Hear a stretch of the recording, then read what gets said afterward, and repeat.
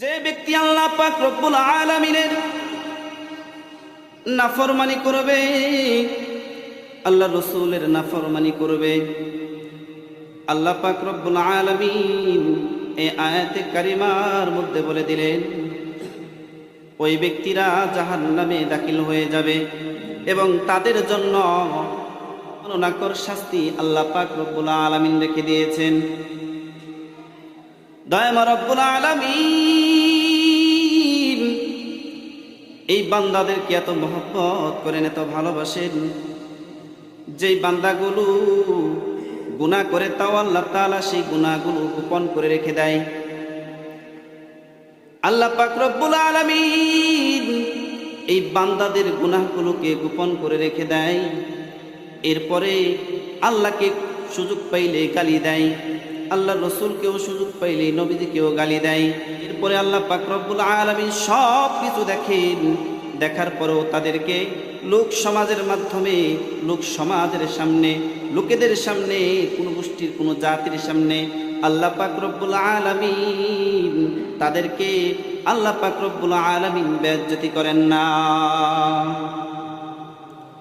আল্লাহ তাআলা যদি ইচ্ছা করতেন সঙ্গে সঙ্গে ওই নাফরমান বান্দাকে আল্লাহ তাআলা সকলের সামনে বেইজ্জতি করতে পারতেন, সকলের সামনে আল্লাহ পাক রব্বুল আলামিন অপদস্থ করতে পারতেন। আল্লাহ পাক রব্বুল আলামিন বলেন, আমি ওই বান্দাদেরকে যারা আমার নাফরমানি না করে আমি আল্লাহকে ভালোবাসবে, আমার রসুলকে ভালোবাসবে, আমি আল্লাহ তাআলা তাদের জন্য রেখে দিয়েছি জান্নাত। সুবহানাল্লাহ। আর যারা নাফরমানি করবে এদের জন্য আল্লাহ পাক রব্বুল আলামিন রেখে দিয়েছেন জাহান্নাম।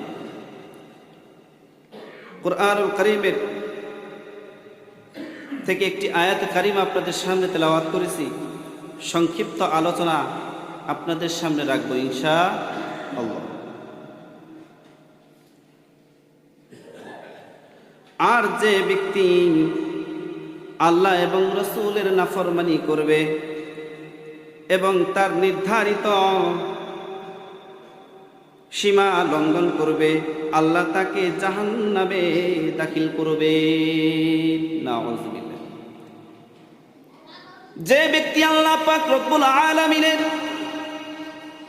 নাফরমানি করবে, আল্লাহ রসুলের নাফরমানি করবে, আল্লাহ পাক রব্বুল আলামিন এই আয়াতে কারিমার মধ্যে বলে দিলেন ওই ব্যক্তিরা জাহান্নামে দাখিল হয়ে যাবে এবং তাদের জন্য অবমাননাকর শাস্তি আল্লাহ পাক রব্বুল আলামিন রেখে দিয়েছেন। দয়াময় রব্বুল আলামিন এই বান্দাদেরকে এত মহব্বত করেন, এত ভালোবাসেন, যেই বান্দাগুলো গুনাহ করে তাও আল্লাহ তাআলা সেই গুনাহগুলো গোপন করে রেখে দেয়।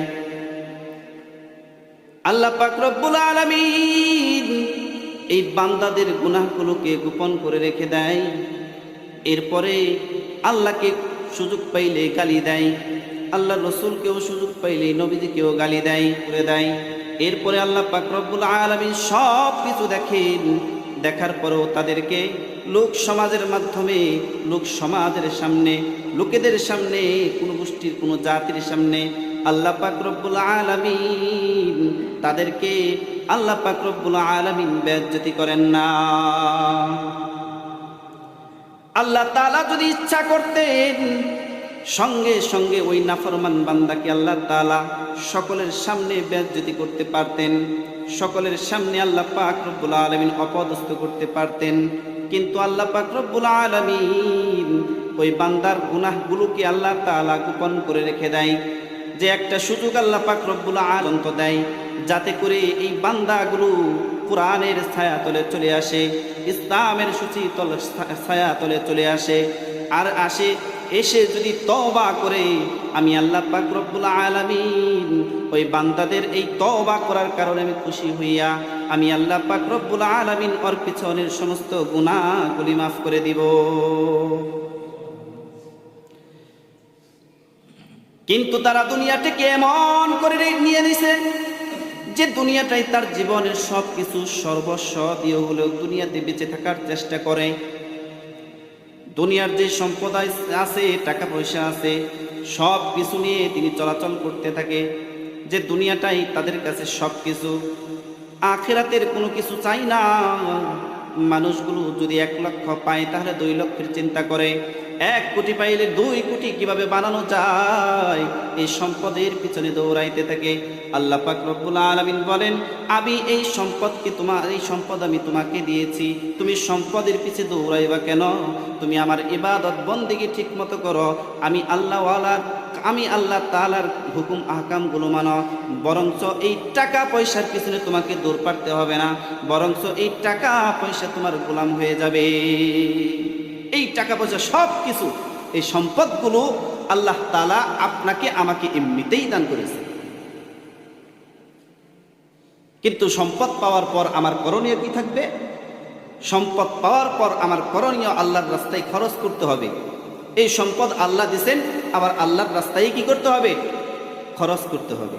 আল্লাহ পাক রব্বুল আলামিন বলেন, আমি ওই বান্দার এই দানে, আমি ওই বান্দার এই সম্পদ থেকে যে আমার রাস্তায় খরচ করলো, আমি আল্লাহ তাআলা ওর সম্পদকে আরো বৃদ্ধি করে দেব। সুবহানাল্লাহ। সেই জন্য সাহাবায়ে কেরাম এত ভালোবাসতেন নবীকে, এত মহব্বত নবীকে করতেন।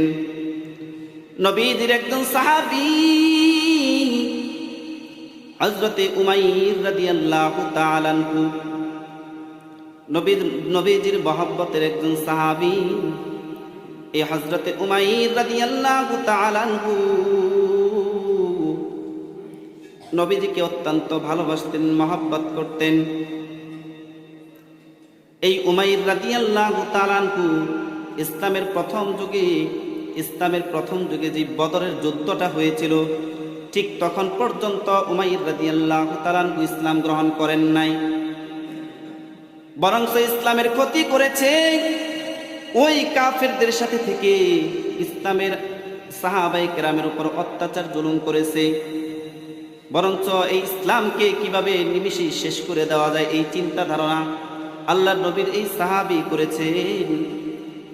হযরত উমাইর রাদিয়াল্লাহু তাআলা আনহু বদরের যুদ্ধে যখন হযরত উমাইর রাদিয়াল্লাহু তাআলা আনহু পরাজয় বরণ করে যখন ওই বদরের ময়দান থেকে যখন পলায়ন করে, ওই যুদ্ধের ময়দান থেকে পলায়ন করার পর তার কিছুদিন পরে নিজের আপন সন্তানকে ওই যুদ্ধের ময়দানে রেখে পলায়ন করে বাপ, কারণ মুসলমানদের কাছে ফেরের দলেরা পরাজয় বরণ করে। এই হযরতে উমাইর রাদিয়াল্লাহু তাআলা আনহু তখনও ইসলাম গ্রহণ করেন নাই, বরঞ্চ মুসলমানদের বিরুদ্ধে যখন যুদ্ধ ঘোষণা করেছে, তখন এই যুদ্ধে শরীক হয়ে এক পর্যায়ে যখন মুসলমানদের হাতে এই হযরতে উমাইর রাদিয়াল্লাহু তাআলা আনহু এরা পরাজয় বরণ করলেন, তখন তার নিজের আপন সন্তানকে রেখে চলে আসলেন।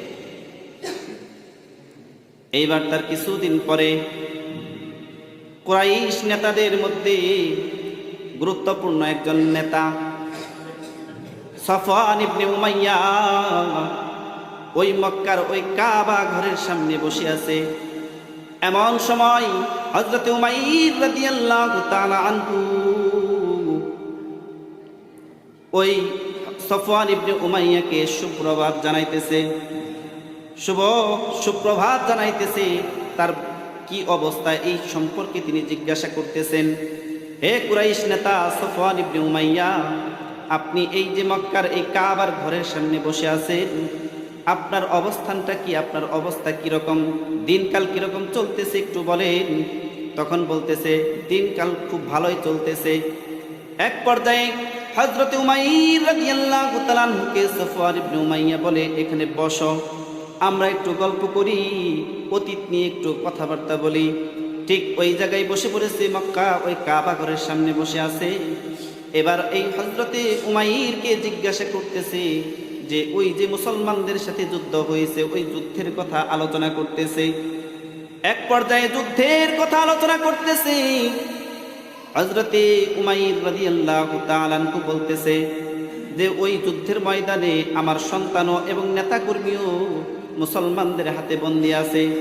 অতএব আমার যদি ঋণ খেলাপি না থাকতো, ঋণ না থাকতো, আমার পরিবারের দায়িত্ব যদি আমার কাছে না থাকতো, আমি খোদার কসম করে বলি আমি মুহাম্মদকে হত্যা করার জন্য মদিনায় চলে যাইতাম। নাউযুবিল্লাহ। যদি আমার ঋণ না থাকতো, পরিবারের দায়িত্বটা আমার উপর না থাকতো, তাহলে অবশ্যই মুহাম্মদকে হত্যা করার জন্য এই মক্কা থেকে মদিনায় যাইতাম।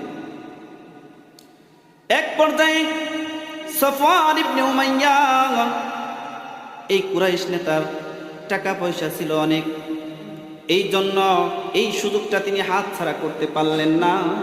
তিনি বললেন যে আমার তো টাকা পয়সার অভাব নাই, আমি আপনার ঋণের সমস্ত দায়িত্ব আমি আমার কাছে নিলাম, আমার কাঁধে নিলাম, আপনার পরিবারের দায়িত্ব আমি আমার কাঁধে নিলাম, আমি যতদিন পর্যন্ত বেঁচে থাকবো আপনার পরিবারের সমস্ত দায়িত্ব আমি নিব। এই কথা বলার সঙ্গে সঙ্গে হযরতে উমাইর রাদিয়াল্লাহু তাআলা আনহু বললেন যে ঠিক আছে, আপনি আমার পরিবারের দায়িত্ব নিছেন, আমার ঋণ খেলাপির দায়িত্ব নিছেন, ঋণ পরিশোধ করে দিবেন। আমি আপনাকে কথা দিতেছি, আমি মক্কা থেকে মদিনায় যাব মুহাম্মদকে হত্যা করার জন্য, কতল করার জন্য। প্রতিজ্ঞা করে তিনি মক্কা থেকে যখন মদিনায় চলে যাবেন, এবার তিনি প্রস্তুতি নিলেন, একটা ছুরি তিনি তৈরি করলেন, আর ওই ছুরির মধ্যে এরকমভাবে বিষগুলো লাগাই দিলেন যে এই ছুরি দিয়ে, এই ছোরা দিয়ে আমি মুহাম্মদকে হত্যা করব। এবার একটা উট তার জন্য প্রস্তুত করে দেওয়া হলো।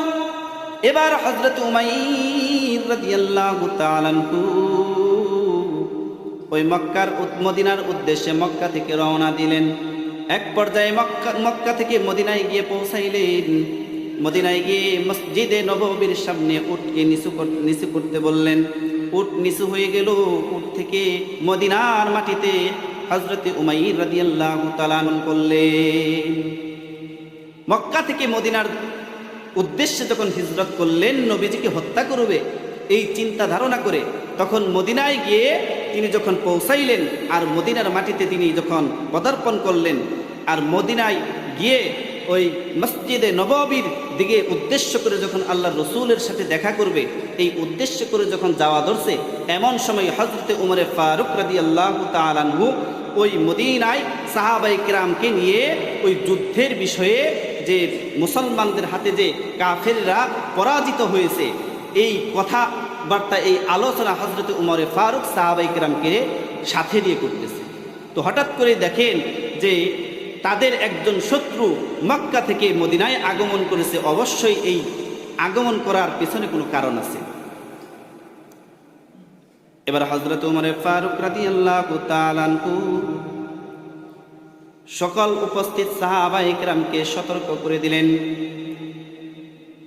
ওই যে মক্কা থেকে হযরতে উমাইর রাদিয়াল্লাহু তাআলা আনহু আসছেন, বলে ওই যুদ্ধের আগ মুহূর্ত পর্যন্ত আমাদের সাথে তিনি খারাপ ব্যবহার করেছেন, আমাদের সাথীদের সাথে নির্মমভাবে আমাদের সাথীদেরকে হত্যা করেছেন। তাহলে ওই মক্কা থেকে এই মদিনায় অবশ্যই হযরত উমাইর রাদিয়াল্লাহু তাআলা আনহু আসছেন, কিন্তু এই আসার পিছনে অবশ্যই কোনো গুরুতর কোনো কারণ আছে, উদ্দেশ্য আছে। উদ্দেশ্য ছাড়া ওই মক্কার জমিন থেকে মদিনায় আসেন নাই।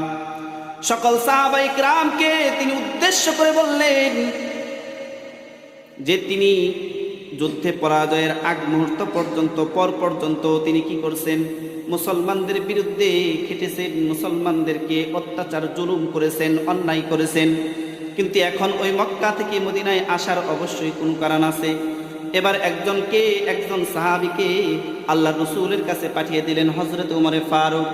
যখন আল্লাহ রসুলের কাছে গেলেন, নবীজিকে বললেন যে মক্কা থেকে মদিনায় ইসলামের শত্রু হযরতে উমাইর এসেছে। মক্কা থেকে আমাদের চিরশত্রু হযরতে উমাইর আমাদের কাছে এই মদিনায় পদার্পণ করেছে। তখন হযরতে উমরে ফারুক রাদিয়াল্লাহু তাআলা আনহু সঙ্গে সঙ্গে হযরতে উমাইরের কলারটা ধরে ফেললেন। এবার হযরতে উমাইরকে জিজ্ঞাসা করলেন, উমাইর তুমি কেন মক্কা থেকে এই অসময়ে এই মদিনায় চলে আসছো? অবশ্যই এর পিছনে তোমার কারণ আছে। উমর তো খুব রাগ। এক পর্যায়ে তার হাতের একটা তলোয়ার ছিল, তলোয়ারটা তার কাছ থেকে কেড়ে নিলেন। নেওয়ার পর হযরত উমর ফারুক তাকে জিজ্ঞাসা করতেছে, কোনো উত্তর নাই, প্রতি উত্তর নাই। আল্লাহ রসুল হযরত উমরকে থামিয়ে দিয়ে বললেন, উমর চুপ থাকো, উমাইরকে আসতে দাও আমার দিকে। যখন হযরত উমাইর আল্লাহর নবীর দিকে চলে যায়, নবীজির কাছে যখন চলে যায়, চলে যাওয়ার পর নবী ওই হযরতে উমাইরকে জিজ্ঞাসা করেন, উমাইর তুমি মক্কা থেকে মদিনায় কেন আসছো? উদ্দেশ্য তোমার কি একটু বলো, সত্য কথা বলবে। কি উদ্দেশ্যে তুমি মক্কা থেকে মদিনায় এত দূরের পর তুমি আসছো, কি জন্য আসছো বলো। হযরতে উমাইর বলেন, আমি মক্কা থেকে মদিনায় আসছি একটা উদ্দেশ্য, সেটা হলো আমার সন্তান আপনাদের কাছে বন্দী আছে, আপনি যদি দয়া করে আমার সন্তানকে মুক্ত করে দেন, এই জন্য আসছি।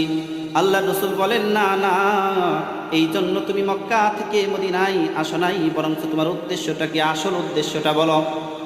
এই কথা বলার সঙ্গে সঙ্গে এই হযরতে উমাইর রাদিয়াল্লাহু তাআলা আনহু বলে, না, কিন্তু আল্লাহ রসুল সাল্লাল্লাহু আলাইহি ওয়াসাল্লামকে ওই জোয়ারা কাবার চত্বরে বসে যে পরিকল্পনা করেছিল নবীজিকে নিয়ে, এই কথা আল্লাহ পাক রব্বুল আলামিন জিব্রাইলের মাধ্যমে নবীজিকে সঙ্গে সঙ্গে জানায় দিছে। সুবহান। যে ওইখানে বসে বসে মাত্র দুইজন ব্যক্তি বসে এই পরিকল্পনা করছে যে আমার যে পরিবারের সমস্ত দায়িত্ব সফওয়ান ইবনে উমাইয়া নিবে, আর আমি রসুলকে হত্যা করার জন্য, অর্থাৎ মুহাম্মদকে হত্যা করার জন্য এই মক্কা থেকে মদিনায় যাব। এই কথা শুধু সফওয়ান ইবনে উমাইয়া জানে, আর হযরত উমাইর জানে, আর কেউ জানে, মক্কারও কেউ জানে না, কেউ জানে না। আল্লাহ রসুল সাল্লাল্লাহু আলাইহি ওয়াসাল্লাম বলতেছেন, উমাইরকে উদ্দেশ্য করে বলতেছেন, উমাইর তুমি কি উদ্দেশ্য এখানে এসেছ? আল্লাহ পাক রব্বুল আলামিন জিব্রাইলের মাধ্যমে জানায় দিয়েছেন, তোমরা ওই কাবার চত্বরে বসে পরিকল্পনা করেছ সফওয়ান ইবনে উমাইয়ার সাথে যে তুমি আমাকে হত্যা করবে, তোমার পরিবারের দায়িত্ব যদি নাই, তোমার ঋণের দায়িত্ব যদি নাই, তাহলে তুমি আমাকে হত্যা করবে। এই হত্যার উদ্দেশ্যে মক্কা থেকে মদিনায় এসেছ। এবার হযরত উমাইর চিন্তা করে যে এই কথা তো আমরা দুইজন ছাড়া আর কেউ জানে না, তো মুহাম্মদ কিভাবে জানে, মুহাম্মদ কিভাবে জানতে পারে? কারণ এটা তো আর কারো কাছে বলা হয় নাই। আল্লাহ রসুল যখন এই কথা বললেন, এই কথা শোনার পর সঙ্গে সঙ্গে হযরত উমাইর বুঝতে আর বাকি রইল না, এতদিন বরাবর দ্বীনের দাওয়াত সে গ্রহণ করি নাই, কিন্তু এখন শেষ সময়ে সেও সুযোগ পাইছি। সঙ্গে সঙ্গে হযরতে উমাইর রাদিয়াল্লাহু তাআলা আনহু নবীর হাতে হাত রেখে কালেমা পড়ে মুসলমান হয়ে গেলেন। সঙ্গে সঙ্গে মুসলমান হয়ে গেলেন, আর নবীকে বললেন, ও নবী, আপনি আমাকে কোরআন শিক্ষা দেন, ইসলাম শিক্ষা দেন, আমি শিখে আমি আমার দেশ জন্মভূমি মক্কায় চলে যেতে চাই। এক পর্যায়ে কিছুদিন ওখানে অবস্থান করলেন, কিন্তু এই দিকে সফওয়ান ইবনে উমাইয়ার সাথে কথা ছিল যে নবীজিকে হত্যা করবে, খুব তাড়াতাড়ি এই সংবাদটা মক্কায় পৌঁছাইব, কিন্তু উমাইরের কোনো খবর নাই। এই জন্য সফওয়ান ইবনে খুব চিন্তিত, আর মক্কার সকল লোকদেরকে বলতেছে, কাফেরদেরকে বলতেছে যে খুব তাড়াতাড়ি একটা সুসংবাদ তোমরা পাইবা উমাইরের কাছ থেকে। এবার মক্কা থেকে যখন মদিনায় হিজরত করেছেন অনেক লোক, তারা মদিনা থেকে মক্কায় যখন যায়, উমাইর প্রত্যেককে জিজ্ঞাসা করে, কেউ উমাইরের খবর জানে না। সফওয়ান ইবনে উমাইয়া জিজ্ঞাসা করে উমাইরের কি খবর, কেউ খবর দিতে পারে না, কেউ হযরতে উমাইরের খবর জানে না। একবার এইভাবে বলতে বলতে হঠাৎ করে একজন ব্যক্তি মদিনা থেকে মক্কায় যখন আগমন করছেন, তখন সফওয়ান ইবনে উমাইয়া উমাইরের সম্পর্কে জিজ্ঞাসা করেছেন। জিজ্ঞাসা করার পর ওই ব্যক্তি বলতেছেন যে আপনি উমাইরের অপেক্ষা করতেছেন, আপনার উমাইর মদিনায় গিয়ে কালেমা পড়ে মুসলমান হয়ে গেছে। আপনি কার আশায় রয়েছেন? যাকে আপনি হত্যা করার জন্য পাঠাইছেন তিনি সেখানে গিয়ে মুসলমান হয়ে গেছে। সফওয়ান ইবনে উমাইয়া অনেক কষ্ট পেলেন, যেই কষ্ট যদি পুরা মক্কাবাসীও তাকে দিত তাহলে তিনি সহ্য করে নিতেন, কিন্তু উমাইরের ঘটনায় তিনি সহ্য করলেন না, খুবই কষ্ট পেলেন। এক পর্যায়ে উমাইর রাদিয়াল্লাহু তাআলা আনহু কোরআন শিখে দ্বীনের দাওয়াতের কাজের জন্য নবীর কাছে প্রতিজ্ঞাবদ্ধ হইলেন, প্রতিজ্ঞা করলেন যে আল্লাহর রাসূল এবার আমাকে আমার বাড়িতে যাওয়ার সুযোগ করে দেন, আমার দেশে যাওয়ার সুযোগ করে দেন, মক্কায় যাওয়ার। কারণ মক্কায় গিয়ে ইসলামের পূর্বে যখন আমি বেধর্মী ছিলাম, তখন আমি এই ইসলামকে মিটিয়ে দেওয়ার জন্য পাইতারা করেছি, জুলুম করেছি, অত্যাচার করেছি প্রত্যেকটা মুসলমানের উপর। কিন্তু আমি আজকে এখানে প্রতিজ্ঞা দিলাম, আমি আপনার সামনে প্রতিজ্ঞা করলাম, আমি মক্কায় গিয়ে দ্বীনের দাওয়াতের কাজ করব। তবে যারা যেমনিভাবে শুরুতে আমি মুসলমানদের উপর অত্যাচার করেছি, ঠিক তেমনিভাবে এখন আমি অত্যাচার তো দূরের কথা, দ্বীনের দাওয়াতের কাজ করব। আর তাতে যদি আমি উমাইরের জীবন চলে যাই, তাহলে চলে যাবে, আমি আমার জীবনটাকেও দিতে প্রস্তুত আছি। এবার হযরত উমাইর যখন মক্কায় আসলেন, মক্কায় আসার পর সর্বপ্রথম তিনি যার বাড়িতে গেলেন সেটা হলো সফওয়ান ইবনে উমাইয়ার বাড়ি। সফওয়ান ইবনে উমাইয়াকে বললেন, এখনো সময় আছে যে ইসলাম গ্রহণ করে নাও, না হয় তোমার জায়গা কি হবে, জাহান্নামের মধ্যে হবে। কারণ এই আয়াতে কারিমার মধ্যে আল্লাহ তাআলা বলেছেন যে আল্লাহ এবং আল্লাহর রাসূলকে বেশি বেশি ভালোবাসতে হবে, আল্লাহ এবং আল্লাহর রাসূলকে ভালোবাসতে হবে, তাদের নাফরমানি করা যাবে না। যারাই নাফরমানি করবে তারাই হইল জাহান্নাম। এখন ভালোবাসবেন না বাসবেন না, এটা আপনার ইখতিয়ারের মধ্যে। যখন সফওয়ান ইবনে উমাইয়ার কাছে এই দাওয়াত তিনি পৌঁছায় দিলেন, তিনি গ্রহণ করলেন না। এরপর তিনি এই ইসলাম গ্রহণ করার কারণে তার উপর অত্যাচার, জুলুম আরো ব্যাপক হারে বেড়ে গেল। কিন্তু তারপরেও ইসলামের দাওয়াত তিনি দিয়ে গেছেন। সেই জন্য সম্মানিত ভাইরা, সাহাবে কেরাম আল্লাহ রসুলকে মানতেন, আল্লাহ রসুলকে ভালোবাসতেন, আল্লাহ রসুলের আদর্শ তাদের মধ্যে বাস্তবায়ন ছিল। জান্নাতু তাহতা আকদাবিল উম্মাহাত, মায়ের পদতলে হলো সন্তানের বেহেশত। আমরা আলোচনা কম শুনি না, কিন্তু আলোচনা শুনলে কি হবে, আমরা আমাদের মা বাবাকে গালি দেই, মা বাবার বিরুদ্ধে আমরা আচরণ করি। যেই মা এত কষ্ট করেছেন, যেই বাবা আপনার জন্য আমাদের জন্য কষ্ট করেছেন, সেই মা বাবা দুনিয়া ছেড়ে চলে গেছেন। যাদের আছে তাদের তো একটা রহমত, একটা বরকত আপনাদের কাছে আছে, কিন্তু সেই মা বাবাকে কেউ বোঝার চেষ্টা করে না। এই জন্য আল্লাহর এক বান্দা আব্দুল্লাহ, তিনার ছোট থাকতেই ইচ্ছা ছিল তিনি হজে যাবেন, হজ করবেন। দেখেন মায়ের সাথে নাফরমানি করার কি পরিণতি হয়েছে। আল্লাহর এই বান্দা আব্দুল্লাহ যখন হজে যাওয়ার জন্য চিন্তা ভাবনা করলেন, প্রত্যেক বছর হজে যাবে এই চিন্তা ভাবনা করে মায়ের কাছে যখন বিদায় নিবে, মার কাছ থেকে যখন অনুমতি নিতে যায়, তখন মা বলে, আমার তো এইটাই আমার জীবনের শেষ একটা সময়, এই বছর না গেলে হয় না, সামনের বছর যাও। এরপরে আবার যখন আবার বলে সামনের বছর যাও। এইবার এই এক পর্যায়ে 5 বছর একই কথা বলতেছে। তো শেষ পর্যায়ে আল্লাহর এই বান্দা আব্দুল্লাহ চিন্তা করে, আমি হজে যাবই, কোনোভাবেই আমি মার কথা শুনবো না। এবার মাকে না জানিয়ে সব কিছু করে ফেললেন, পাসপোর্ট করে ফেললেন, সব কিছু করে ফেললেন। এক পর্যায়ে আল্লাহর এই বান্দা আব্দুল্লাহ যখন হজে যাবেন, তার আগ মুহূর্তে তার মার সঙ্গে দেখা করলেন। আর মার সঙ্গে দেখা করে আব্দুল্লাহ বলতেছে, মা বিদায় দাও, এই বছর আমি হজের জন্য সব কিছু করে ফেলেছি, বিদায় দাও, আমি সব কিছু করে ফেলেছি। এবার মা এই বছরও বলেন যে এই বছর না গেলে হয় না, হয়তোবা এটাই আমার জীবনের শেষ সময়, আমার শেষ মুহূর্তে যদি আমার সন্তানকে আমার কাছে না পাই, তাহলে আমার দাফন কাফনের ব্যবস্থা কে করবে? তুমি তো আমার একমাত্র সন্তান। কিন্তু সন্তান শুনলেন না, শেষ পর্যন্ত মাকে আঘাত দিয়ে ওই বাড়ির থেকে চলে গেলেন যে আর তোমার কথা আর শুনবো না, আমি এবার হজের উদ্দেশ্যে রওনা দিলাম। তে আল্লাহর এই বান্দা যখন হজের উদ্দেশ্যে রওনা দিছেন, মা খুব কষ্ট পাইছেন তার কথায়। কষ্ট পাওয়ার পর মা তার জন্য বলতেছে যে আল্লাহ, যে সন্তানকে এত লালন পালন করলাম, আর সেই সন্তান আজকে আমার অবাধ্য হইল, আমাকে এই অন্তিম মুহূর্তে আমাকে রেখে তুমি হজে যাইতেছে। আল্লাহ, তুমি এর বিচার তুমি কইল। এই কথা, শুধু এতটুকু কথা যখন মা সন্তানের জন্য বলছেন, আর ওই আল্লাহর ওই বান্দা আব্দুল্লাহ চলে গেছেন।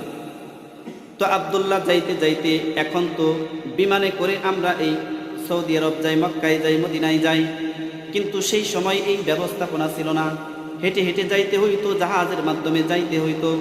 তা আল্লাহর ওই বান্দা আব্দুল্লাহ যখন যায়, সফর করতেছে, যেখানেই সুযোগ পায় সেখানেই থাকে, যেখানেই সুযোগ পায় সেখানেই থাকে, কোনো সময় কোনো মসজিদের মধ্যে ওঠে। এক পর্যায়ে একবার মসজিদের মধ্যে উঠছে, আর তিনি ওই রাত্রিতে, গভীর রাত্রিতে আল্লাহর এই বান্দা আব্দুল্লাহ নফল নামাজের জন্য যাই নামাজে দাঁড়ায় গেছে। নফল নামাজের জন্য যখন যাই নামাজে দাঁড়িয়ে গেছে, এমন সময় একটা চোর ওই গ্রামে চুরি করার পর, ওই চুরি করে যখন মালামাল নিয়ে যাবে, এমন সময় গ্রামের সবাই সজাগ পাইছে আর চোরকে ধরার জন্য দৌড়াইতেছে। চোর দিশা মিশা না পাইয়া ওই মসজিদের ভিতরে চোর ঢুকে গেছে। এবার চোর ঢুকে যাওয়ার পর চোর চিন্তা করে যে আমি এই যেই মসজিদের মধ্যে ঢুকলাম, এখন যদি এলাকার লোক আমাকে চতুর্দিকে ঘেরাও করে ফেলে তাহলে তো আমাকে আটকে ফেলবে। এই জন্য চোর মনে মনে চিন্তা করে যে ওই যে আল্লাহর এক বান্দা দেখা যায় ওই মসজিদের ভিতরে বসে নামাজ আদায় করতেছে, চোর কায়দা করে সমস্ত ওই টাকা পয়সা ধন সম্পদ যা আসাল সব কিছু ওই চোরের পিছনে রেখে চোর ওখান থেকে বেগে গেছে, চোর চলে গেছে। এবার আল্লাহর ওই বান্দা নামাজ আদায় করতেছে, তিনি তো আর খেয়াল করেন নাই। তো সকলেই, গ্রামের সকলেই যখন বেষ্টন করে ফেলছে, এক পর্যায়ে আল্লাহর ওই বান্দা যখন নামাজের মুসল্লায় আছেন, এমন সময় কিছু লোক যখন ওই বাড়ির মসজিদের ভিতরে ঢুকছে, ঢোকার পর দেখে চোরে চুরির মাল সমস্ত কিছু তার পাশে রেখেই নামাজের মধ্যে, নামাজের মুসল্লায় আছে। এখন ওই লোকগুলো চিন্তা করে চোরে চুরিও করছে, আবার মসজিদের ভিতরে নামাজও আদায় করতেছে। এক পর্যায়ে তাকে সেখান থেকে ধরে টেনে হেঁচড়ে বাহির করছে।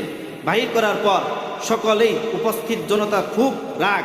এই এক পর্যায়ে রাগের মাথায় তাকে ইচ্ছা মতন ধুলাই কতক্ষণ ওইখানে দিছে।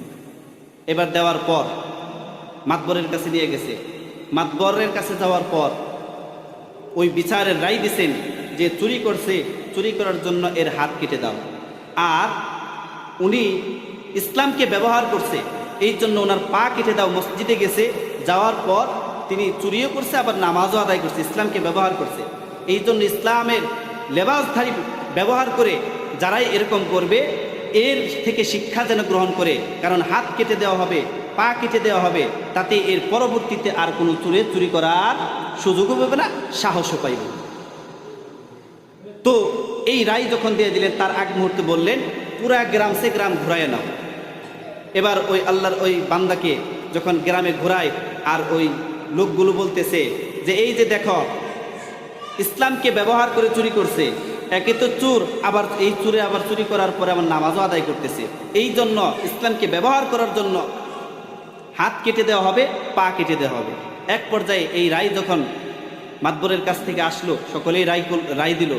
এবার আল্লাহর ওই বান্দা আব্দুল্লাহ বলতেছে যে এটা না বলে বরং এটা বলো যে মায়ের নাফরমানি যারা করবে, বাবাকে কষ্ট যারা দিবে, বাবার নাফরমানি যারা করবে, এই নাফরমানি করার কারণে এই শাস্তি তাদের হবে। এই কথা যখন বললেন, সঙ্গে সঙ্গে ওই আল্লাহর বান্দা এই কথা বলার পর ওই উপস্থিত লোক বলতেছে আমরা তো বুঝতে পারতেছি না কি কারণে এরকম হইতেছে।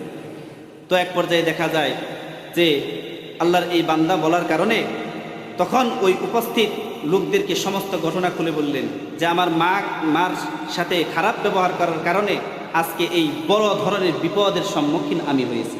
সেই জন্য সম্মানিত ভাইয়েরা, আল্লাহর এই বান্দা এই ঘটনা দিয়ে এটাই বোঝাইতে চাই, যারাই এখনো পর্যন্ত মা বাবার সাথে খারাপ ব্যবহার করছেন, যাদের মা বাবা বেঁচে আছে তাদের কাছ থেকে মাপ নেন, আর যারা কবরে চলে গেছে তাদের জন্য আপনারা দোয়া করেন। এই দোয়াটাই হইল সবচেয়ে বেশি গুরুত্বপূর্ণ। এই জন্য মা বাবার জন্য দোয়া করবেন। যাদের বেঁচে আছে, মা বাবার মতো এত বড় এক ধরনের একটা দৌলত, তাদেরকে আমরা কি করব? তাদেরকে সম্মান করব এবং তাদের কথা মতো ঠিক মতো চলবো। তাদের কথার উপরে শব্দটুকু আমরা করার চেষ্টা করব না। যুবক ভাইদেরকে উদ্দেশ্য করে বলি, তাদেরকে খারাপ ব্যবহার তাদের সাথে করা যাবে না ইনশাআল্লাহ। আমরা আল্লাহ তাআলার কাছে দোয়া করি আমাদের মা বাবাকে আল্লাহ তাআলা যেন হায়াতে জিন্দেগি বাড়ায় দেন, সকলে বলি আমিন।